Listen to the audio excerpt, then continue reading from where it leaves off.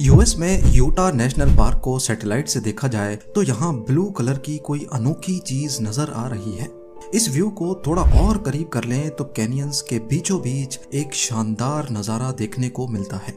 Blue, yellow और green colour के total 23 Pond's हैं जो इस जगह की खूबसूरती को बेइंतहा बढ़ा रहे हैं।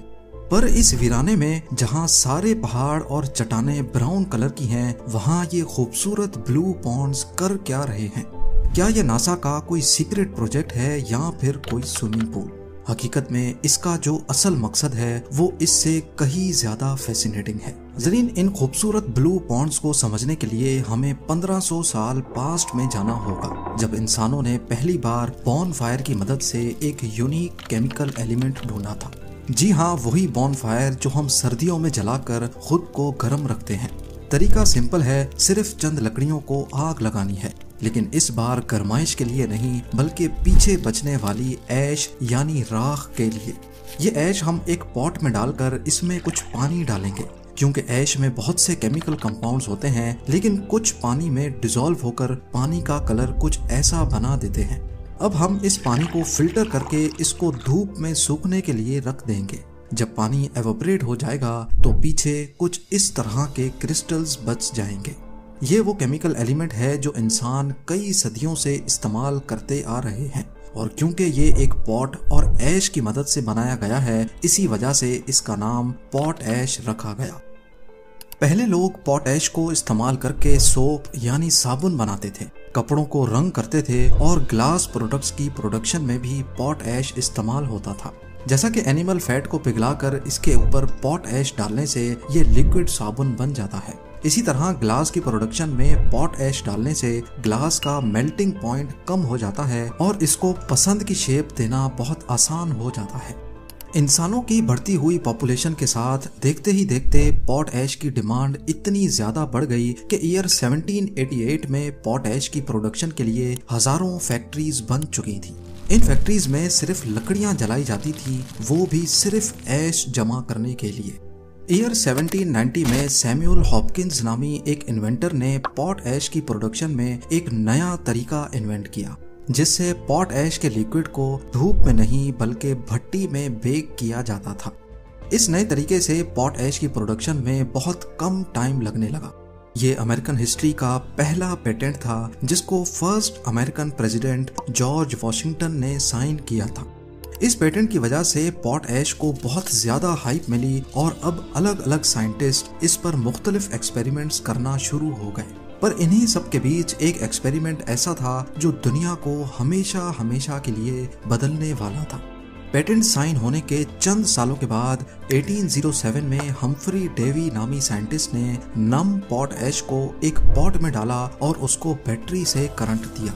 उन्होंने नोटिस किया कि पॉट ऐश में छोटे छोटे मेटल के बॉल्स बन रहे हैं और फिर अगले ही लम्हे अचानक से वो ब्लास्ट करके फट गए। डेवी ने दुनिया को एक नया एलिमेंट ढूंढ कर दिया, पर इस एलिमेंट का नाम क्या था?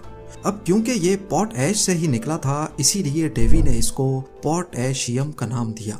जी हाँ, पोटेशियम।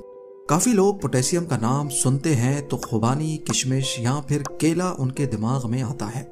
बेशक ये फ्रूट्स इंसानों के लिए पोटेशियम का अच्छा सोर्स है, लेकिन इसमें प्योर पोटेशियम नहीं है।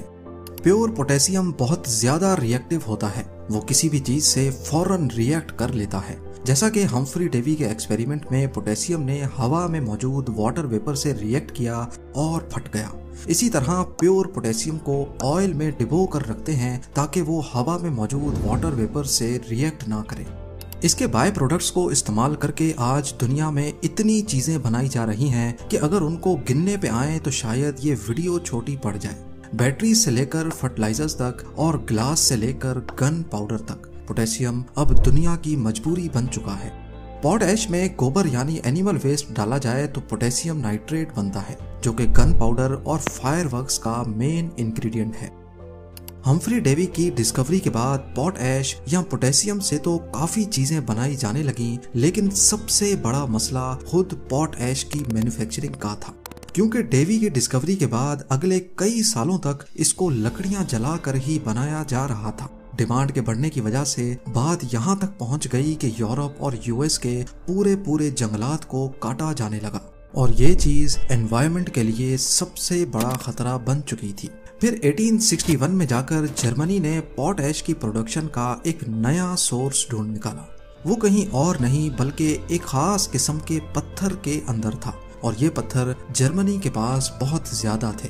जर्मनी की ये नई खोज बहुत फायदेमंद साबित हुई। इस तरीके से पॉट ऐश की प्रोडक्शन ना सिर्फ सस्ती पड़ती थी बल्कि इससे दरख्तों की भी बचत हो गई।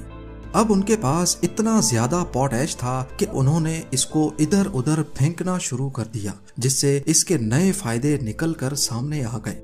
पॉट ऐश को जमीन पर फेंकने से ये नोटिस किया गया कि फसल की ग्रोथ बहुत जल्दी हो रही है और वो भी कम पानी देने से।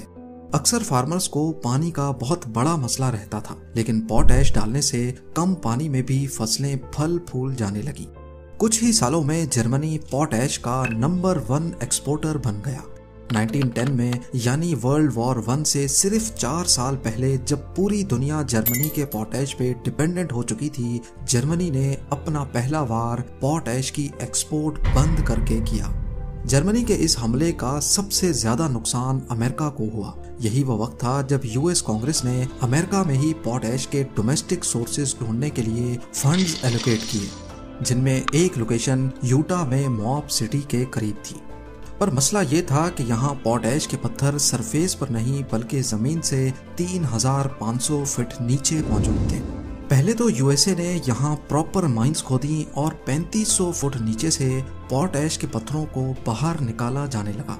सब कुछ दोबारा से ठीक ठाक चल रहा था, लेकिन फिर 1963 में एक हादसा हुआ जिसने सब कुछ बदल कर रख दिया।